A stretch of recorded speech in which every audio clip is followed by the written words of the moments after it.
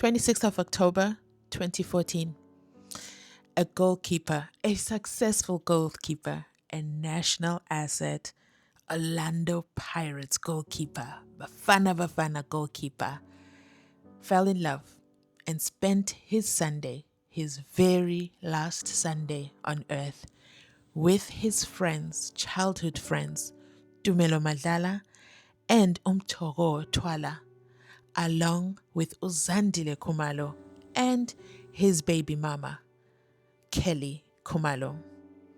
Something in the story doesn't add up, and the something sounds like Longwe Twala arrived at Kelly Kumalo's mother's house and something went terribly wrong. Why? Because Longwe Twala says he left when the intruders arrived and there was nobody on the street. The state's case says Makeleni saw everything. He saw the intruders arrive. He saw the gold tooth. He saw the dreadlocks. He saw the firearm. He saw everything. But Longwe Twala saw nothing. In fact, he was able to leave the house after the scuffle. Hi everybody, welcome back to a Mzansi Unfiltered special edition. In today's video, we will not be focusing on what's happening currently inside the court, but we will focus on that deadly night, the night 11 years ago, when Senzo Meyiwa suddenly found himself shot. One single gunshot wound ended everything and changed multiple people's lives forever.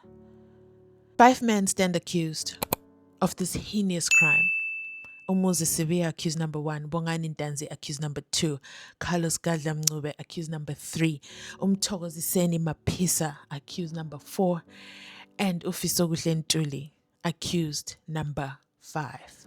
These 5 men were not the first to be arrested. No, in fact, Zamoguhle Mbata was arrested first initially in 2014, but he was released after 2 weeks as mistaken identity. There were no arrests until the 31st of May 2020. That's a good 6 years later when the first arrest happened, and that arrest was of Mzansi Unfiltered, who is currently in the witness box in the Senzo Meyiwa trial, presided by Judge Rata. He is currently denying everything. But let's go back to the 26th of October 2014. According to Kelly Kumalo and Zandi Kumalo, Longwe Twala, Gladness Kumalo, Umtogo Twala, and Tumelo Madlala. It was just a Sunday. They were having Sunday lunch at Kelly Kumalo's mother's house. And then all of a sudden, out of nowhere, of all the houses in Vosloorus, Kelly Kumalo's mother's house was picked. I mean, there was a BMW X6 parked outside.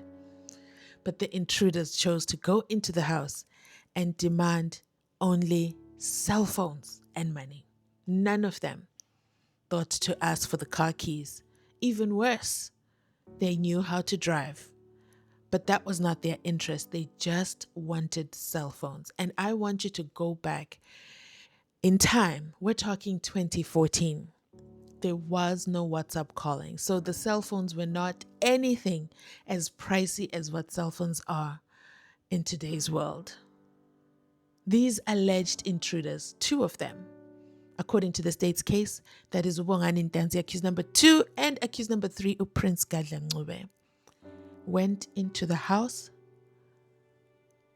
and shots were fired during a scuffle. Senzo Meyiwa is the only fatality. Zandile Kumalo, however, Zandile Kumalo also received minor injuries from the second gunshot.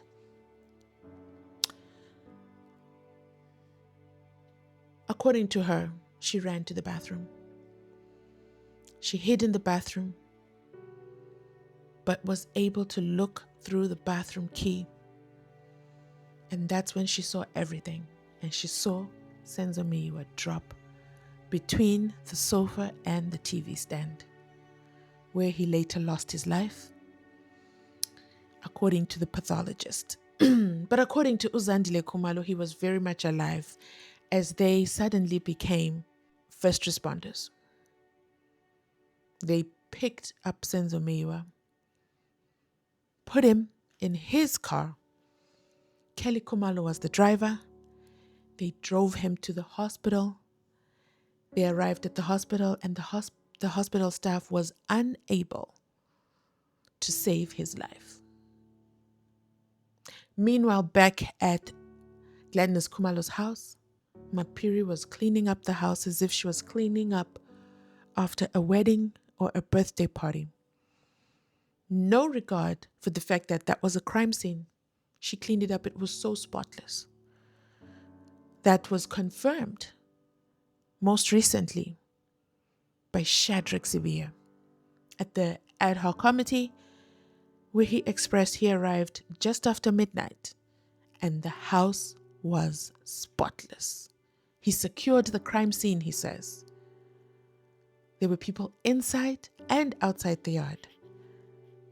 But what was even more strange is that there were already other police officers, or should I say police members, and very high-ranking.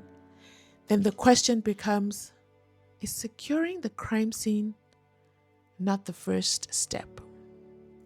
What is it about Senzo Meyiwa's unaliving that he deserves no justice?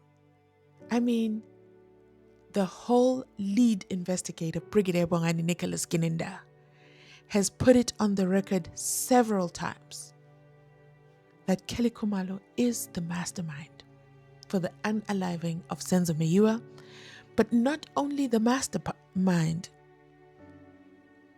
but she was in contact with accused number 5, Fisokuhle Ntuli, twice, even though the cell phone records just do not corroborate that story. Because you see, it was in 2014. 2014 did not have WhatsApp calls at all. While all this is happening,